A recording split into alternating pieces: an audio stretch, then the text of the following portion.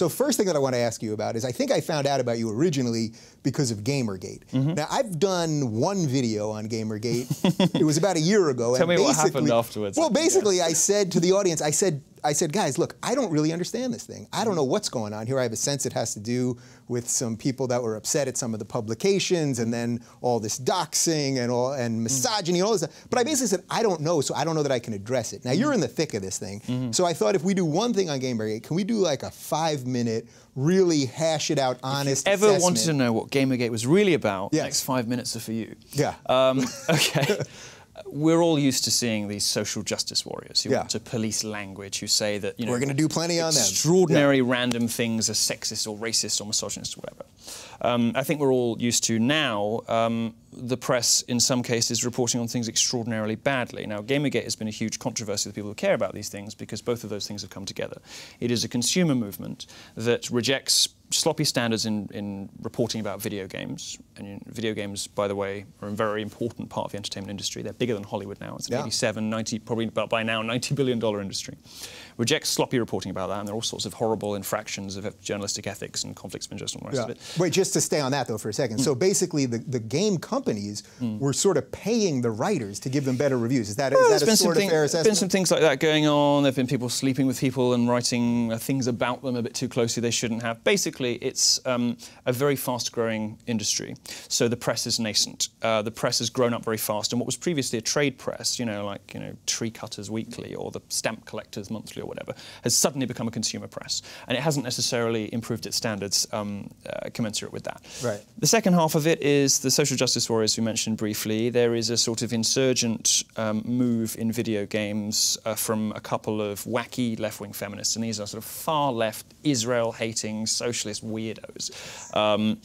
Far-left feminists who say that every video game is problematic, that there is something wrong with all these video games. Now, for some reason, the journalists have sucked all this up and have bought it all. And the same journalists who protected video games when the religious right in the 1980s and 90s said that video games turn kids into killers and violent. Which there's no evidence of, right? None whatsoever. Yeah. Those same journalists nonetheless have rolled over and accepted the feminist critique of video games and said, oh, well, video games can't make you violent, but they can make you sexist. Now, again, there's no evidence whatsoever that's the case. Yeah. The research is the most generous you could be is to say the research is, you know, the jury's out. Yeah. But most of the most credible research says there's nothing in it. Right. Now, so to be real clear on that, so that would be like, for example, in a game like Grand Theft Auto, where you can literally grab a woman out of her car, punch her and steal her car. But you can do that to a man too. So you would argue that that's not anti-woman because it's equality. Well, first of all, it's imaginary. It's not real. And second of all, it's on a computer screen. Yeah. And second of all, what much of the evidence shows actually is that people who get stuff out of their system, and it's mainly boys who get the stuff out of their system playing video games, are nicer to people in the real world because it's that sort of boyish testosterone thing. I mean, even as homosexuals, we have some understanding of that male need to sort of win and crush and, you know, and do that kind of thing. I like to think so. Well, you know, you probably play sports, I don't, but you know, I take that out horizontally. But there is that sort of male need to get that sort of testosterone energy out of the system, and when boys do that in video games, much of the evidence shows that they behave nicer in real life. Now, some studies say that video games can make you hyper-competitive. So the FIFA games, the football games, can leave somebody a bit more competitive, can raise the testosterone levels. But that's a very temporary effect. There's absolutely no evidence whatsoever that video games can make you sexist. And these sorts of cherry-picked, insane feminists, I mean, just the most balmy bonkers. All of the, you know, we'll get on to feminism later, but it's coming up if you imagine the most wacky, stereotypical, blue-haired, overweight, furious, you know, fact-free, terrible lesbian, you know, sort of lesbianic feminist, well, they're all lesbians now, lesbianic feminist kind of lunatic. That's the sort of person that's criticising video games. And very often the people who don't even play video games. This is another chapter in the culture wars, which we're used to from the movies and from books and all the rest of it. So Gamergate, you know, ordinary gamers have put up for 10 years or more with their own press calling them man babies and misogynists, beating up on them basically because it's the trendy thing to do. Because these days progressivism and you know, sort of hating on men, that kill all white men kind of, these feminist hashtags We're going to get to that too. Are socially acceptable. I mean, you will get no social censure from your peers as a member of the media today for tweeting one of those hashtags. Now, obviously, if you did it the other way around, it would be a problem. That's become fashionable. It's become trendy for white guilds, right? White middle-class guilds. It's become fashionable for these people to beat up on themselves, prostrate themselves before the altar of womanhood, and say that everything that they are and everything that they do is terrible. I'm so sorry, you know, Mother Gaia, how can I make it up to you? The reality is that actually these video games are quite good for people. So that's the crux of it then. It's these people, it's the gaming community that has risen up because it is tired of being lied about and slandered by its own press. The press that did a really good job of defending it when the violent stuff was going on. When Jack Thompson in the 90s was saying video games can make you violent, the press did a really good job of rebutting him because he was conservative. But when a liberal, when a progressive critic comes along, they fall over themselves to agree and start hating on their own audiences. Right, and that's really interesting, and it goes to really what 90% of what we're going to talk about is about. Because, right, I remember when Joe Lieberman, who's was on the right at that time, I guess he's an independent now, when he was railing against violence in video games with Mortal Kombat, I remember it was very cool to say what a loser he was and so out of touch. Well, the problem with video games. The problem with gamers is they have no social capital. Everybody hates them. The right hates video games because it says they cause school shootings and because they're violent and a bit deviant and dorky. And you've got the sort of from the religious right that complains that they can introduce dangerous thoughts into people's minds. Because nobody was killing anybody in the name of God before video games, right? I'm pretty sure that never happened. We can talk about that later. Oh, we will. I'm trying to think atheist serial killers. We'll get on to it. People were doing this in the 90s, right? And the games press did a great job of defending video games against those charges. They've done a much less good job. In fact, they've done no job at all of defending it against feminists who are just as wacky and just as crazy as the old religious right. And in fact, the feminists say all the same things. They hate the same things. They hate nudity and violence. They're all the same stuff. And this is why some very clever Brendan O'Neill, who's a wonderful columnist in Britain, wrote in The Spectator a great thing about, it was a provocation, but it was interesting, about how feminism looks quite a lot like Islamism in some regards. Because it hates the same things. It hates female nudity. It hates, all the other, and it asks for the same stuff, and it uses the same language. I did a silly quiz in my column about Anita Sarkeesian, who is the leading feminist critic of video games, or Jack Thompson, who was the 90s religious right guy, and I just sort of lined up a load of quotes from each of them and asked you had to go and you had to pick who said it, and nobody got more than 5 out of 10, which is my point. Right. They say and the same things in the same language, and it goes to that difference. It's not really about left and right. It's not really about politics anymore. The most important political distinction in people, since as more of our lives move online, more of our discourses online, as more people navigate the internet, what the internet has done to politics is very interesting.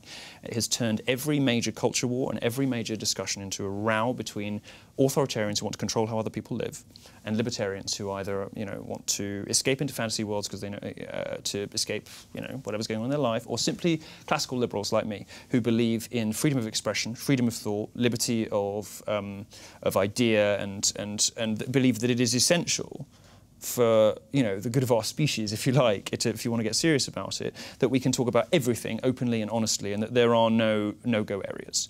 I'm what my colleague at Breitbart, Alan Bakari, calls a cultural libertarian. I'm not a libertarian politically speaking, but I believe that in culture there should be no boundaries and that we should be able to explore everything.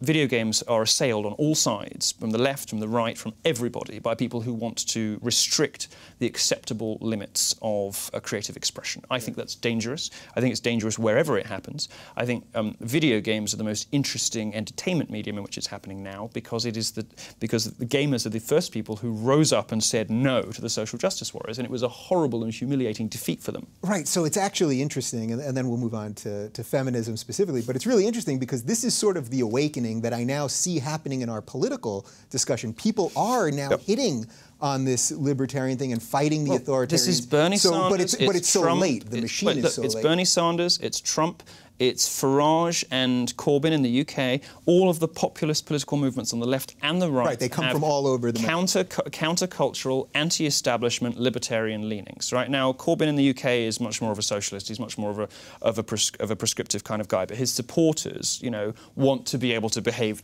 terribly, and they do behave terribly. Yeah. Just this week, they were spitting on people in the Tory conference in Manchester. They want the right not just to think terrible things, like I'm a cultural libertarian. They want the right to behave abominably. Yeah. All of this stuff, you know, it comes from the, you know, I think something we've all known for 10, 20 years. It's increasing dissatisfaction, alienation from the political and media elites that a lot of ordinary voters feel. Yeah. Ordinary people. I think pretty much everybody feels that, regardless of what side you're on. I think they do, and even, you know, I think we'll get onto this later. Even those of us who work in the media and have quite nice lives and come from nice homes, and you know, and don't really have much to complain about, still feel that quite acutely. And you and I think are examples of people who are a bit more alive to that, a bit more aware of the fact that political discourse and cultural discussion on television has become really, really dull. Yeah. And you've had people on your show already in the first... screaming loons, yeah. Right, and you've had people on your show in the first 3 episodes who are very insistent about free speech and free expression and the importance of old Victorian-style classical liberalism, but also the importance of mischief and joy and a little bit of fun, like Majid Nawaz, who you had on, who is a great lover of fun and mischief and loves to tease people who want to lecture him and bully him, and the leftists who say to him that he's not a proper Muslim or whatever, you know, because he doesn't want to pick women in burqas or whatever it is. Right. Whatever it is Which that to me seems racist if you say, well, he's not being good. But all right, that's not racism. But you see, we started with Gamergate. You see where we ended here. This is what Gamergate does. This is what Gamergate does, and I'll tell you why it does it very quickly. And then bring it home. Super, I promise. Yeah. The reason Gamergate does this is Gamergate is the sort of final.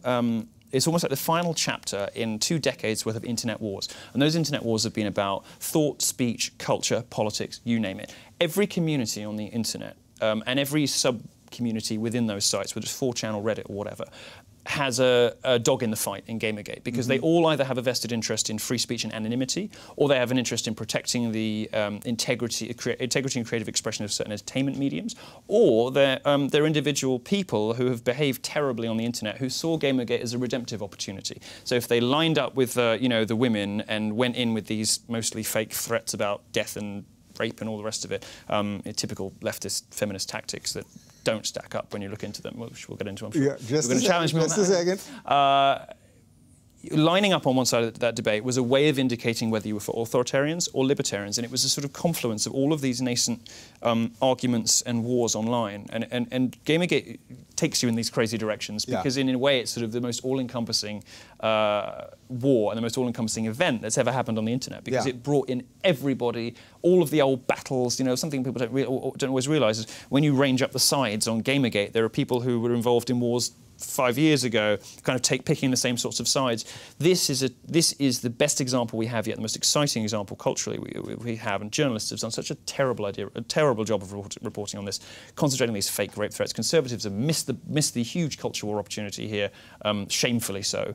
Leftists have not even bothered to make the arguments because they know their arguments are nonsense, and they focused on the threats. This was such an interesting example of what I was saying earlier, the fact that on the internet, it's not about left and right anymore. It's about authoritarians and libertarians. Yeah. And cultural libertarians are the rising power. And they're the people who love me. They're the people, I think much of your audience falls into the same bucket, actually. They're the people who love Lawrence Southern, the libertarian Canadian politician. They love Cathy Young, the great veteran journalist. They love Christina Hoff Sommers at the American Enterprise Institute, Adam Baldwin, the actor.